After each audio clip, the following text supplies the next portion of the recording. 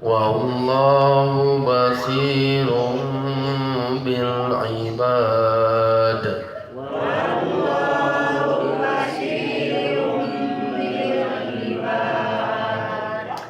Alhamdulillah rabbil alamin. Allahumma arhamna bil Quran. Mudah-mudahan dengan tilawah Al-Quran dan pembahasannya menjadikan kehidupan kita semakin berkah dan dirahmati Allah Subhanahu wa ta'ala. Hadirin yang dirahmati Allah Subhanahu wa ta'ala, dua ayat yang barusan kita baca secara umum membahas tentang perbandingan antara kehidupan dunia dan kehidupan akhirat. Ayat ini dimulai dengan kalimat zuyyina linnasi hubus syahawat. Dijadikan indah di pandangan manusia cinta kepada syahwat-syahwat. Dikatakan zuyyina linnas, ini kalau di penafsiran lain, ini adalah sesuatu yang sifatnya fitrah. Artinya bahwa seorang manusia memiliki fitrah untuk menyukai perkara-perkara yang mengandung dan mengundang syahwat. Kemudian juga memang hal ini adalah kenikmatan-kenikmatan dunia yang Allah berikan. Dibahasakan dengan kalimat syahwat karena keinginan untuk memilikinya itu sangat kuat. Jadi kalau keinginan biasa ada istilah iroda, ingin. Tapi kalau keinginannya begitu kuat, sangat menginginkan, maka bahasanya adalah syahwat. Nah, apa saja yang mengandung dan mengundang syahwat itu, sehingga orang sangat ingin untuk memilikinya.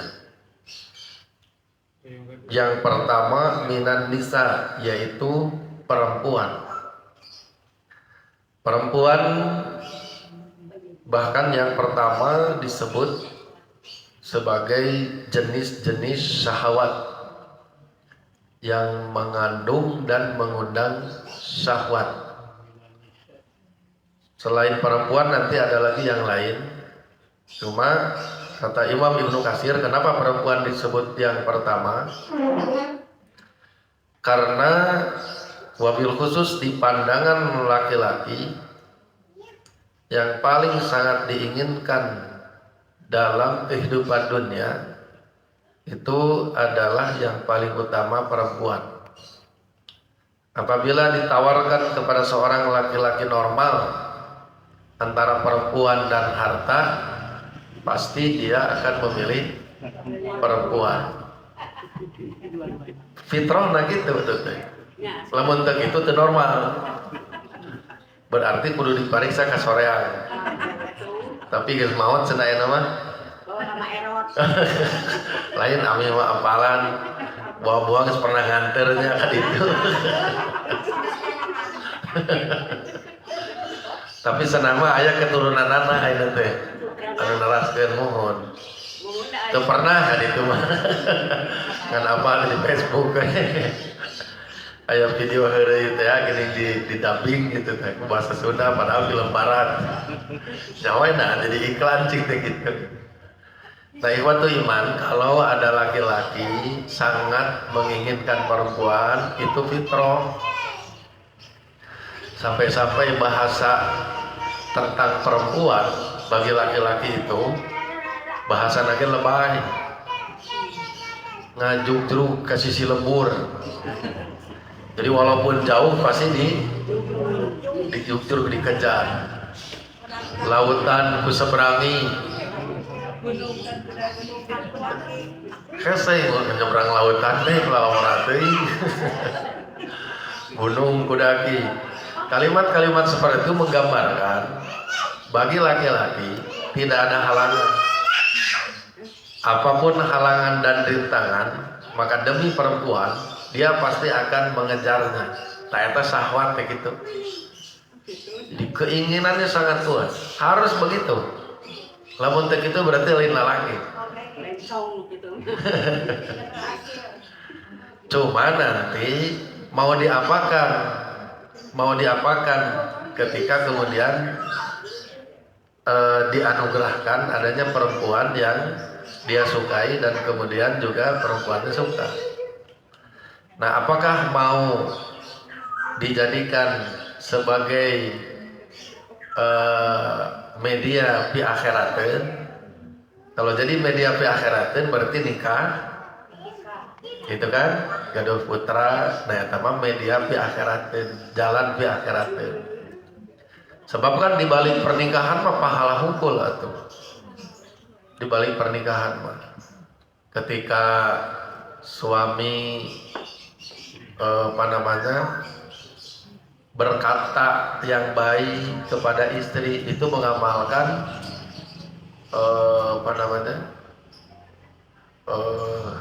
ayat tentang wa'ashiruhunna bil ma'ruf, bergaul dengan istri dengan cara yang ma'ruf. Ketika kata-kata yang baik disampaikan, pahala. Suami netep istri dengan kasih sayang, pahala. Istri ngicep suami, kicep akang, pahala. Harusnya dibiasakan.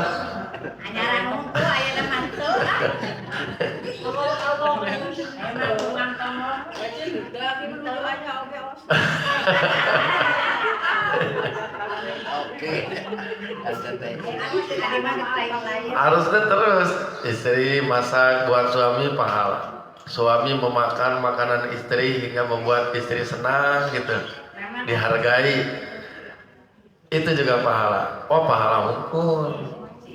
Jadi ngobrolkan perempuan itu lah negatif hari di nikah mah.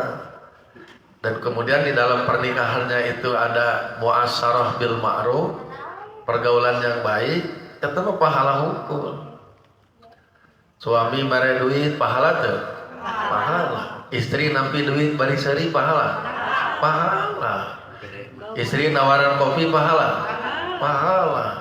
Lamun nawaran pipi, sarua pahala.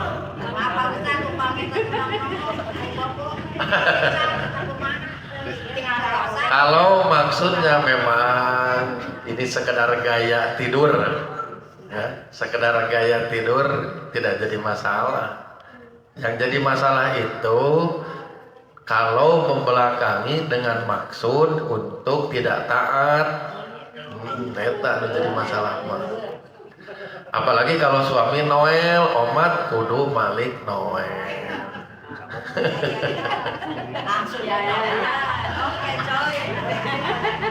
Semua pahala luar biasa sebetulnya. Punten nih marane terus sakadiknya.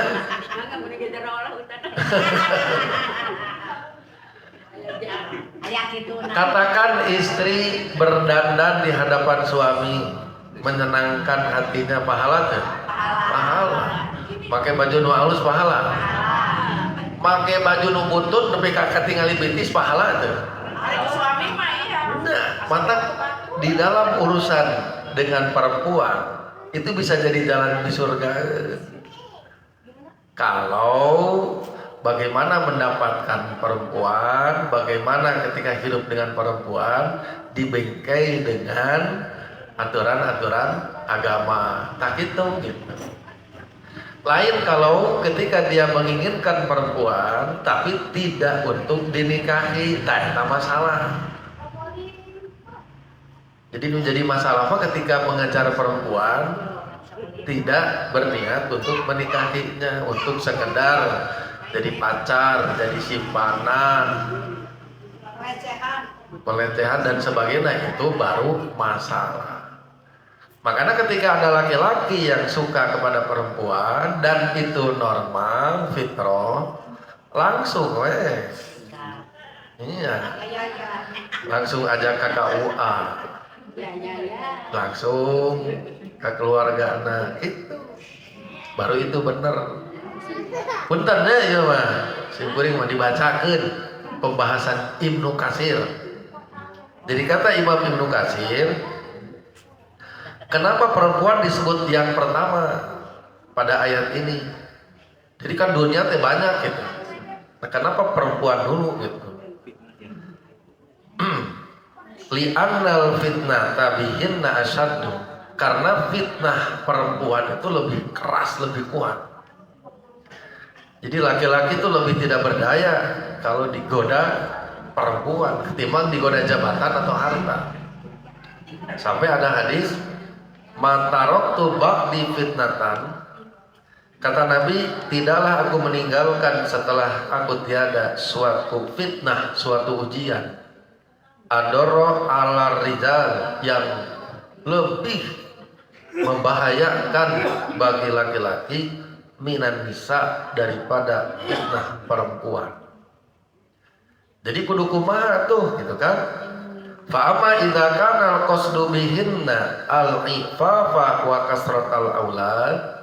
Adapun bila tujuan terhadap perempuan adalah untuk berkasih sayang dan memperbanyak anak dalam bingkai pernikahannya, fahada matlubun marbubun. Maka ini dituntut oleh agama, disunahkan.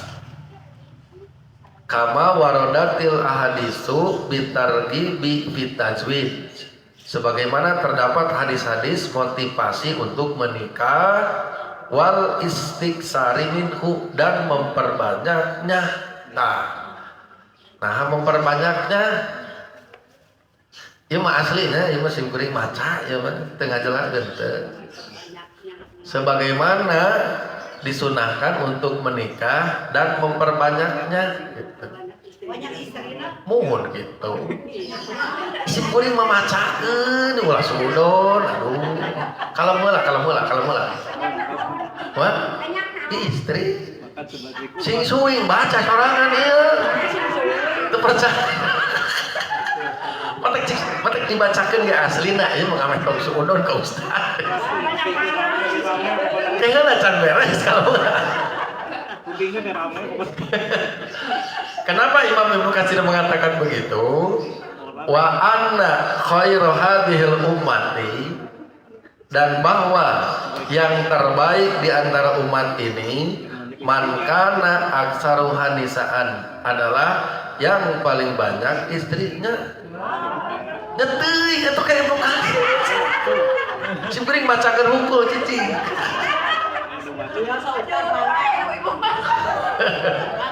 Jauh panas ceuri we nya. Kalah hadis tadi bacakeun. Wa qauluhu sallallahu alaihi wasallam.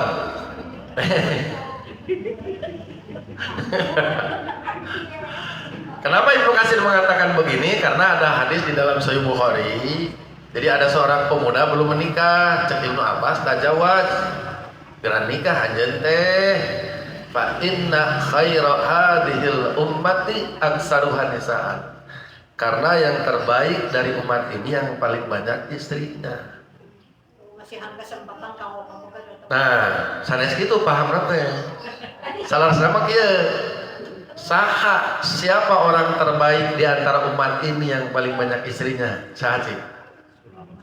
Nabi Muhammad dah gitu. Maksud nama yang terbaik itu Nabi Muhammad gitu. Kan Nabi Muhammad disebutkan banyak istrinya sabaraha? Sesa salapan, lain salapan. Dia apalagi cuma pacaran, simpanan, itu yang jadi masalah. Bagaimana kalau pernikahan disunahkan? Mau pernikahan ke-1, kedua, ketiga, keempat, tinggal dari segi caranya, kesanggupannya. Sebab Allah mengamanahkan, fa'in Allah ta'dilu, kalau kamu merasa tidak sanggup, tidak mampu adil, fawahidatan, cukup satu sakit. Teu bisa saya merek adil boro-boro cek Pak Agus teh. Nya geus Pak Agus cicing hiji hari kitu. Tong make hayang dua. Jadi lalaki ge kudu ngukur kabujur gitu. Makanya ketika seorang laki-laki tiba-tiba kabengban ku perempuan ya, tipsna ya mah yang terlihat tadi diberesan ke istri. Nah, wayahna didinya istri kedah standby. Barang suami kabengbat lompat ka imah teh, akang aya naon? Ah pokona ka dieu ka kamar sagedeung dah. Cara menghilangkan rasa kabengbat teh caranya memang kudu ku perempuan gitu nya, ku istrina. Mun tah, mun kitu aman gitu. Harus begitu ya. Makanya istri harus siap didinya gitu. Karena kalau tidak diobati dengan istrinya, maka si bayangan tadi bukan hilang, nempel Bu. Terus saya bakal kebayang-bayang. Matak aya laguna baheula saha Irama Roma Irama. Terbayang-bayang di mata gitu. Cing bagus salawe mah tulis teh. Nah lain bohong ke lelaki memang gitu ya dalilna zuyina linnasi kumus syahwat. Jadi kalau kemudian laki-laki itu terbayang-bayang, hatinya kemudian bergejolak, beres kan ku istrinya, beres, pasti beres. Tapi kalau dia kabengbat di luar, lompat ke rumah istrinya hare-hare, di toel teu malik noel, pakaian nasi gajuri, da eta make daster sudah geus 2 tahun atuh. Bari bubuk teh disisiran. Ieu geus sangat dahar tahu aya tahu di dieu teh jeung cabe beureup. Salaki nanti nyesel balik ka imah. Ini yang kemudian nanti akan menimbulkan persoalan baru. Karena bayangan dalam pikiran, kehendak dalam hati tidak hilang. Lalu kemudian ada komunikasi dengan perempuan yang tadi. Wassalam dong. Ya, eta mah. Deal we eta mah moal teu eta teh. Tinggal ngukur si lalakina. Sanggup teu ieu nepi ka ngahalalkeun. Sanggup teu dia bicara kepada istrinya yang di rumah. Tinggal ngukur sendiri tah Pak. Itu. Jadi kalau awal mula terjadinya adanya ketertarikan, bagi laki-laki itu semua normal, pasti dari pandangan gitu. Apalagi kalau kemudian ada komunikasi, tapi bisa diselesaikan oleh istri yang di rumah gitu. Kumaha lamun ieu mah ari unggal ningali awewe ari balik ka imah, unggal ningali awewe balik ka imah. Nepi ka sapoe 5 kali. Cik kumaha mun kitu? Wah, tuh rusak istrina. Rusak karena bisa terjadi luka atau infeksi di rahim gitu. Bisa terjadi luka atau infeksi di rahim. Apal sotenya ada pernah apal gitu di rumah sakit langsung pernah apal. Jadi ketika intensitas hubungan suami istri terlalu sering dan ini akan menimbulkan luka, baik luka di sekitaran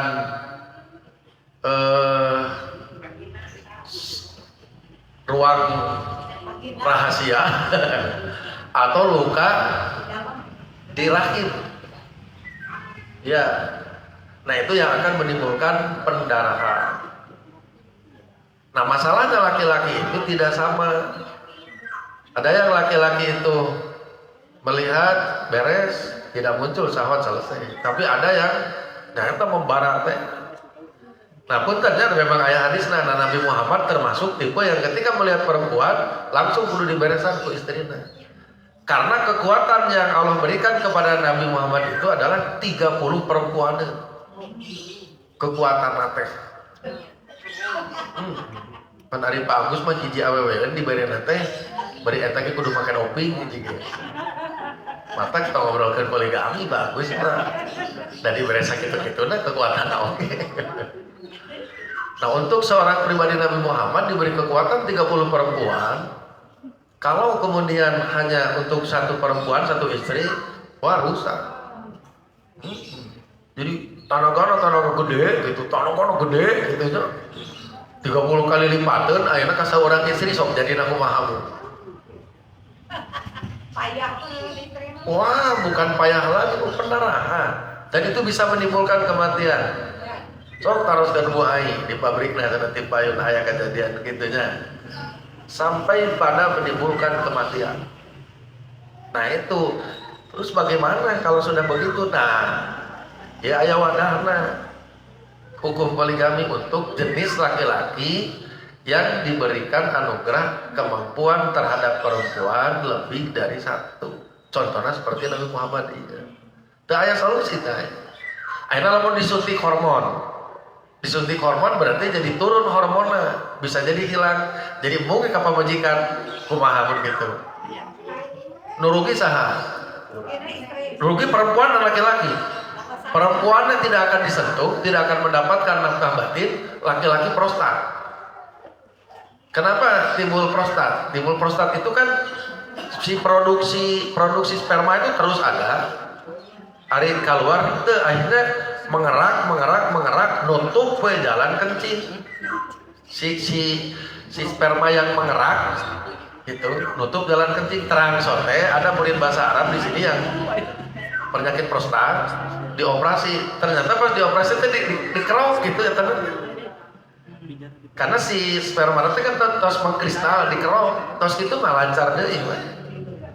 Solusinya dari dokter tidak ada kecuali harus hubungan suami istri.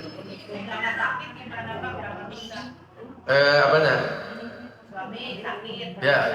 Nah, ini kan persoalan baru. Ya. Perempuan itu juga memiliki syahwat sama. Makanya kenapa ada istilah nafkah batin? Karena ini berkaitan dengan hak perempuan dalam hal syahwatnya. Cuma kekuatannya tidak seperti laki-laki. Makanya kenapa di perempuan ada masa idah.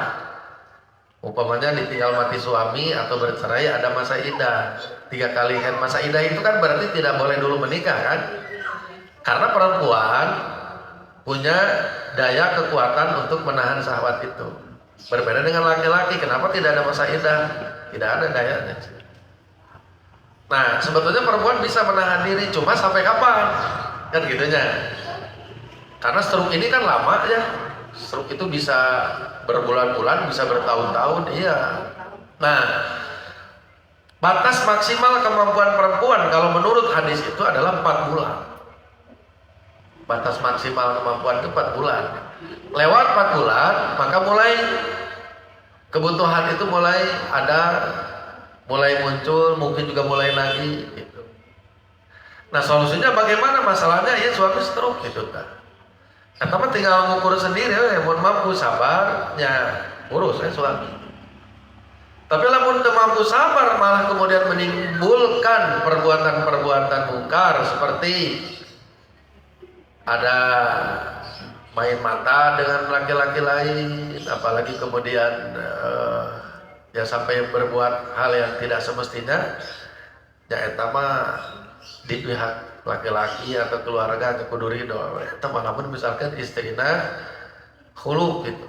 Khulu itu kalau sekarang gugat cerai ya, mengembalikan mas kawin. Karena apa? Karena istri tidak sanggup dengan kondisi seperti itu, bukan karena tidak mampu mengurus, tapi tidak sanggup mengendalikan syahwatnya, takut dia khianat terhadap agama. Apakah berdosa tidak? Gitu. Kata kudu ridho wayahna. Ya kumaha deui gitu.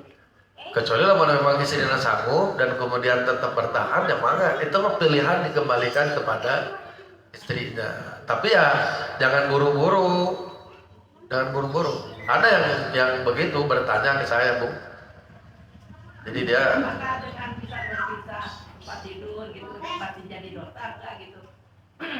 Karena saya aja udah 7 tahun gitu ya berpisah tempat tidur udah lama gitu sakit gitu Pak, gimana jadi dosa enggak gitu udah masih melayani sekali enggak, tapi masih Ya.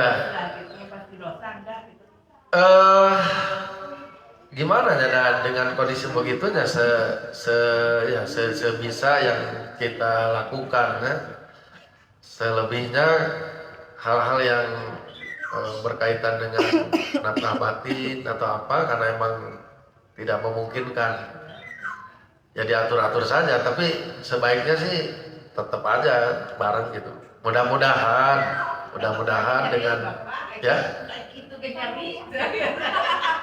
ya maksudnya gini Bu, mudah-mudahan kalau dengan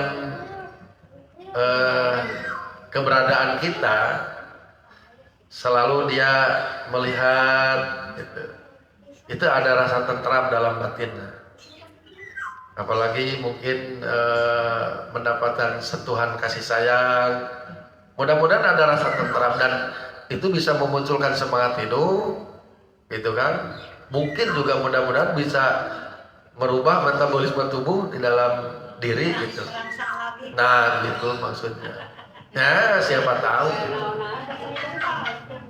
Ya dengan segala kesabaran sampai bertahun-tahun insya Allah semua akan menjadi pahala dan kiparat dosa. Apalagi tetap bertahan tidak berpisah itu luar biasa. Iya bener. Ayah nu naros kasih kuring usaha cenah kumaha lamun istri dan cerai dan suaminya emang tos teruk gitu teh. Tos sabaraha lami cing teh. Sampai 2 bulan cing teh tawaka naroskeun nu kieu karek 2 bulan gitu. Nya kucing kuring digitukeun. Naros deui pek teh kumaha cenah ustaz cenah jadi hukumna cenah orang mah jawabna oge. Cenah sakurang naon karek 2 bulan atuh. Bagi seorang perempuan sabar ya, ada 2 bulan rencana naon. Kalau sudah 4 bulan baru saya jawab itu. 3 hari kemudian dijawab abdi. Gini cek abdi teh. Sabar ya lah cek teh. Sampai 4 atau 6 bulan. Kalau memang sama sekali tidak bisa bertahan silahkan untuk dipikirkan kalau seandainya memilih jalan berpisah, tapi kudu hade gitu teh aduh dedah teuing pan ku Allah teh keur diuji salah kita yang seharusnya mendapatkan support, tapi memang perempuan punya hak gitu, punya hak dalam arti ya gimana dia juga ada syahwat, dia juga ada kebutuhan, kalau tidak tersalurkan nanti malah jadi salah jalan ya silakan itu mau kembali kepada perempuan. Nah jadi boro-boro laki-laki ya perempuan ge geuning ternyata memiliki kebutuhan yang sama, makanya tong nyalahkeun lamun lalaki ngundang awewe da geuning awewe ge aya nu ngundang lalaki. Ngan nu jadi masalah mah lain paudag-udagna ieu teh rek dihalalkeun moal gitu. Yang terpenting adalah ketika mengejar perempuan atau perempuan mengejar laki-laki halalkeun dengan jalan pernikahan. Sekali lagi entah ke 1, ke 2, ketiga, ke 4 terserah kita makan pokoknya halal ke.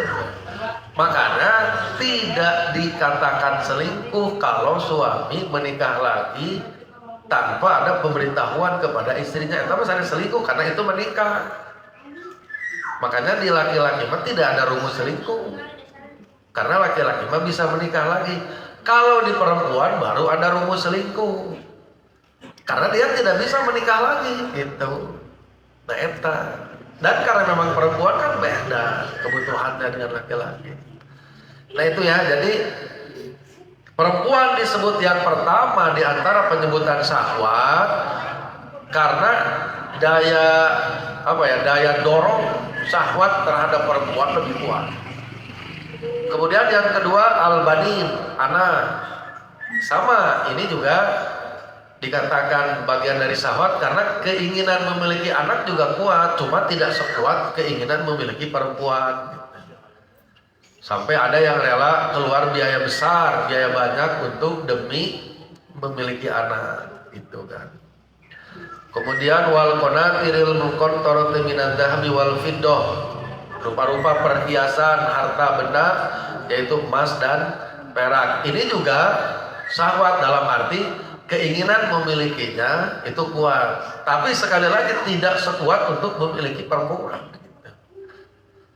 Kemudian wal khailil musawwamati, kuda yang ditamat atau kuda yang ya diurus lah ditamat. Ini juga sama. Cuma ya mungkin kalau di kita di kota tidak ada pikiran lah untuk memiliki kuda seperti itu. Tapi kalau orang di daerah ini sangat mungkin, karena apa? Kuda itu bermanfaat. Apalagi kalau misalkan di daerah-daerah wisata kan lumayan kuda sebarang sekali naik. Di dia gesok ayah tuh. Apalagi kalau ngurus kuda yang bisa buat balapan kuda itu berapa tuh harganya? Wal an'am, ternak itu luar biasa hasilnya. Bayangkan kalau ternak kambing ya, punya 10 kambing, nanti pas Idul Adha terjual 5, satunya 3 juta. 3 kali 5 berarti wah, loba duitnya tiap Idul Adha gitu kan. Makanya punya ternak ya, kalau orang kota sih nggak punya pikiran itu. Kalau orang lembur mah pasti mungkin ternak ayam, ternak kambing gitu.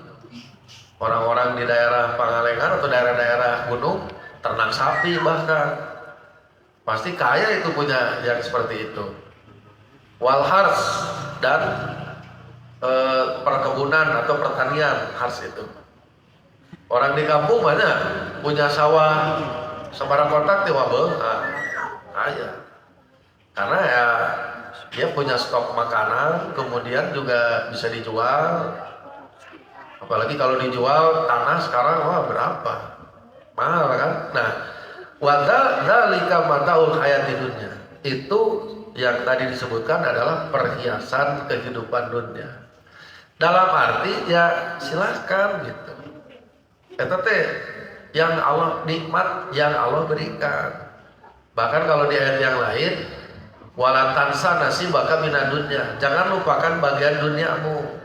Punya istrinya sope salah istri. Padu duaan, bebarengan, punya anaknya amal jeung budak. Boga emas pakai. Tapi gunakan untuk hal-hal yang baik gitu. Punya kuda, punya kendaraan, baik. Karena itu semua adalah nikmat dari Allah. Dzalika mataul hayati dunya. Wallahu indahu husnul ma'ab. Dan Allah di sisinya tempat kembali yang baik. Jadi tidak ada yang salah dengan dunia yang ada di sekitar kita, karena itu adalah anugerah dari Allah. Gitu ya. Nah tinggal bagaimana dengan dunia itu? Apakah semata-mata kita ingin menikmatinya saja tanpa memikirkan dunia ini supaya jadi jalan ke akhirat, atau untuk bersenang-senang saja itu? Nah makanya ini disandingkan dengan ayat selanjutnya. Kul, katakanlah, a'unabbi'ukum bi khairin min dzalikum. Maukah aku beritahukan kepada kalian yang lebih baik daripada itu, daripada yang tadi disebutkan? Karena yang tadi disebutkan itu akan hilang. Istri tadinya muda akan tua dan mati. Anak tadina babarengan geus gede bisa dan akan tiada sama. Kuda diurus kemudian dijual atau mati juga. Mas iya sama aja, pokoknya semua jenis dunia itu tidak akan selamanya ada di tangan kita. Nah ada yang lebih baik. Apa yang lebih baik? Lilladzina taqau, bagi orang-orang yang bertakwa. Orang bertakwa itu pada prinsipnya adalah orang yang melaksanakan perintah Allah dan menjauhi larangannya. Tapi kalau lihat munasabah ayat, berarti orang bertakwa adalah orang yang menjadikan dunia untuk jembatan akhirat. Ya, menjadikan dunia jalan akhirat. Istri bisa dijadikan jalan akhirat, bisa. Dengan adanya istri dididik, diperlakukan dengan baik, padahal tapi akhiratnya nungkur. Anak jalan akhiratnya bisa. diajari dengan baik, kemudian pinter, tangke teh anak teh sholat, ngadoakeun, mungkin dia juga akan melanjutkan dakwah orang tuanya. Tapi akhirat tuh harta digunakan dengan baik, dikeluarkan zakatnya, infak, sedekahnya. Nah, orang yang bertakwa yang bisa menghasilkan jalan akhirat dari dunia yang dia miliki. Jadi tidak hanya sekedar untuk senang-senang saja gitu. Punya harta, orang bertakwa seperti itu. Apa yang Allah persiapkan bagi orang bertakwa yang seperti tadi? Inda rabbihim jannatun tajri min tahtihal anhar. Bagi orang bertakwa itu akan diberikan surga-surga yang mengalir di bawahnya sungai-sungai.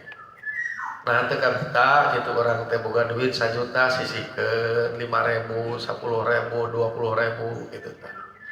Saya sarankan bahkan lebih banyak digunakan ke orang. Tapi ini yang disisihkan ini akan berbuah surga yang mengalir di bawahnya sungai-sungai. Kemudian juga khalidina fiha, abadi itu berarti tidak akan tua. Maka ahli surga tidak ada yang tua. Ahli surga mah sadayana ge nu ngarora.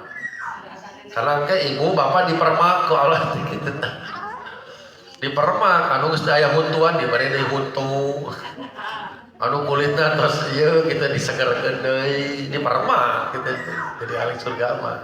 Karena ahli surga akan diberikan keabadian. Keabadian berarti semua harta atau semua nikmat itu akan dinikmati.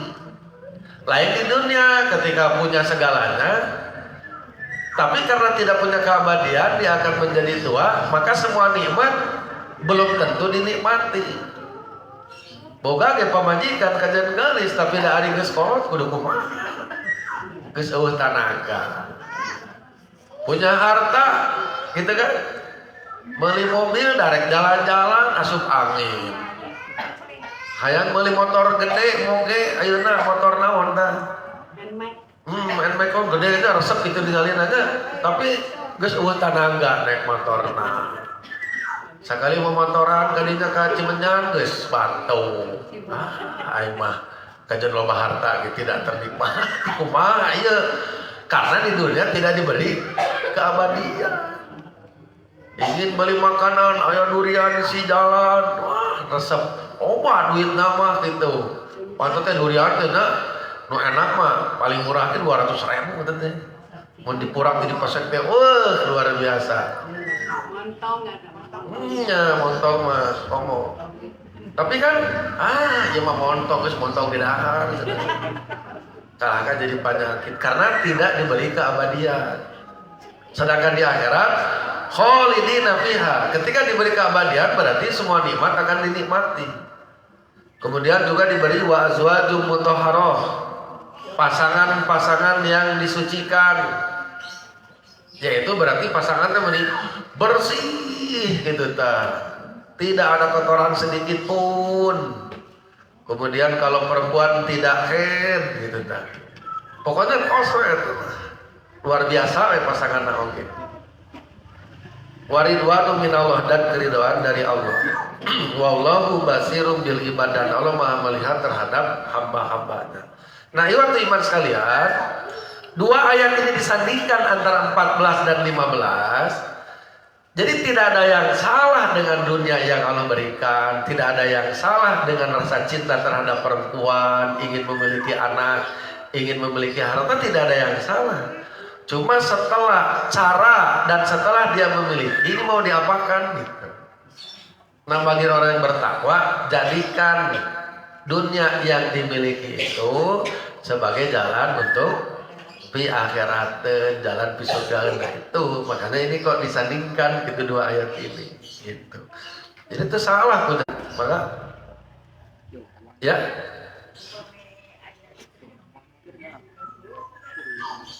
ya Mas Kawin ya.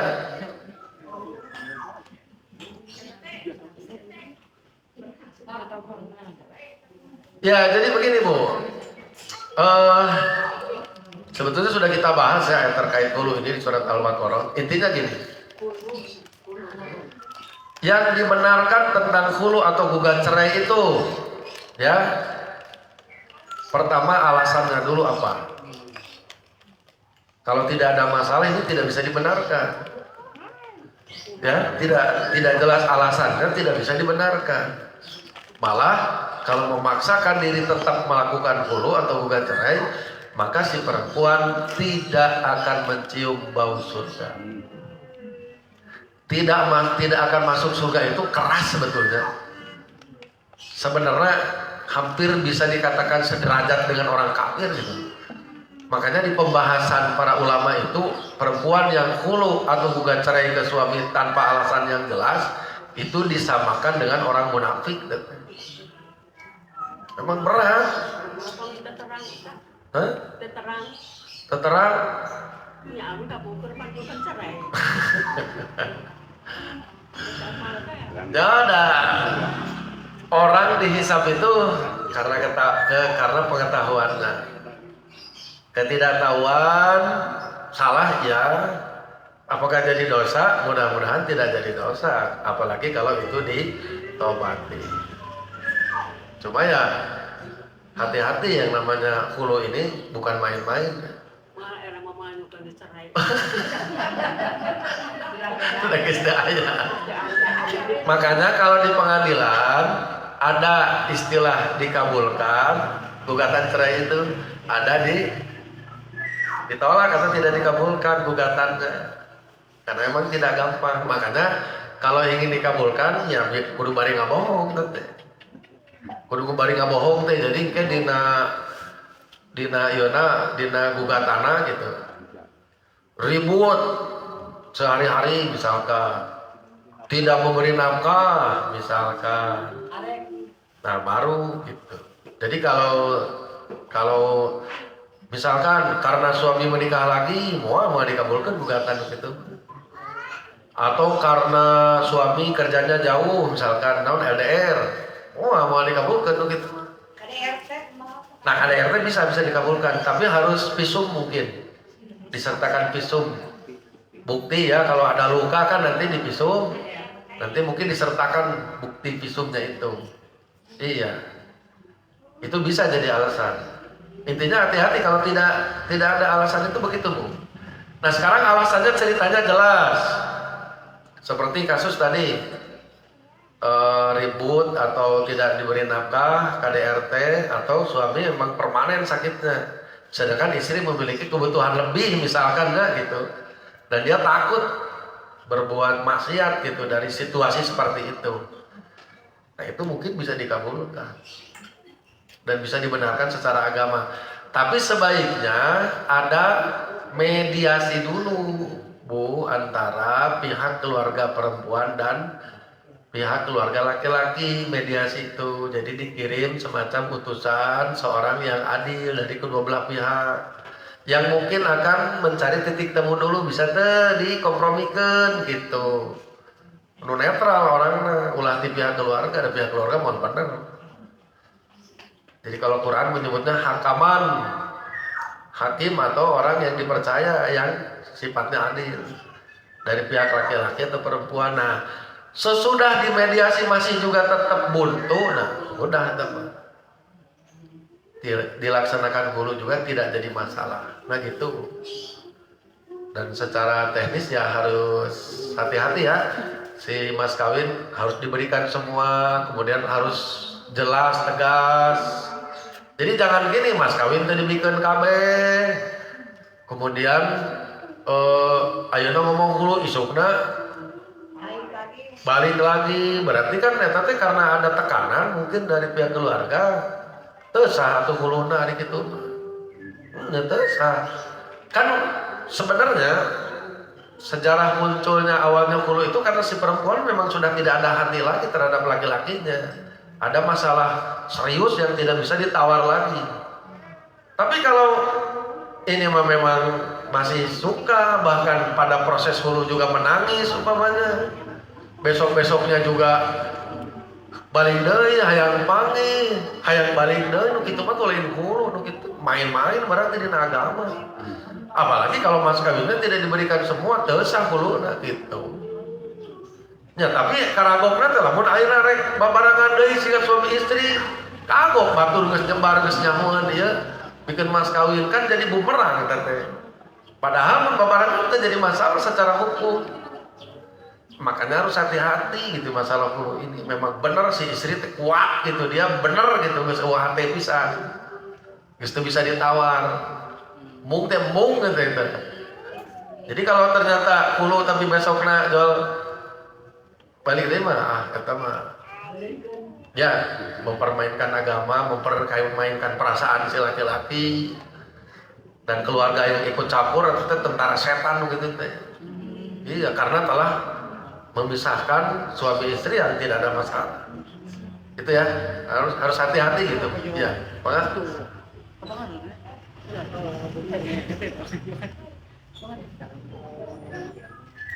seperti di masyarakat itu kan ada pengajian ibu-ibu, tapi pengajiannya itu kan segala-galanya misalnya baca yasin, 5 Jumat, ada yang meninggal, tahlilan dan sebagainya. Jadi bagaimana kita mensikapinya? ya untuk hal-hal demikian memang apa ya perlu kebijaksanaan ya dalam pengertian tidak semua yang berbeda dengan kita itu adalah mutlak bid'ah atau mutlak salah. Terkadang atas dasar perbedaan istihad. Seperti misalkan baca yasin untuk yang meninggal, itu kan perbedaan istihad sebetulnya. Karena adanya hadis yang menurut ulama ini hasan, menurut ulama yang lain doi. Nah yang seperti ini tidak bisa dikatakan bid'ah. Kalaupun mungkin salah bisa, tapi kalau dalam konteks salah itu tidak jadi dosa. Karena ketika beristihad kemudian salah tetap dapat pahala satu. Karena ini salah dalam penilaian hadis gitu kan. Kalau bid'ah itu sama sekali menyimpang, sama sekali itu tidak ada dalil sama sekali. Nah, di sini memang harus dilihat dulu kasusnya gitu, Pak. Ya pada prinsipnya tetap kita harus punya prinsip, harus punya keyakinan ya. Kalau emang enggak ya udah kita nggak usah ikut gitu. Cuma untuk menilai apakah ini menyimpang atau tidak, salah atau tidak, nah ini harus hati-hati. Sebaiknya ditanyakan dulu kepada ahli. Gitu, Pak. Ya. Baik, itu barangkali yang bisa disampaikan, kurang dan lebihnya mohon maaf. Mudah-mudahan kita bisa ketemu lagi di minggu yang akan datang. Aku lu qauli hadza wa astaghfirullahaladzim wa lakum walhamdulillahirabbil alamin. Assalamualaikum warahmatullahi wabarakatuh.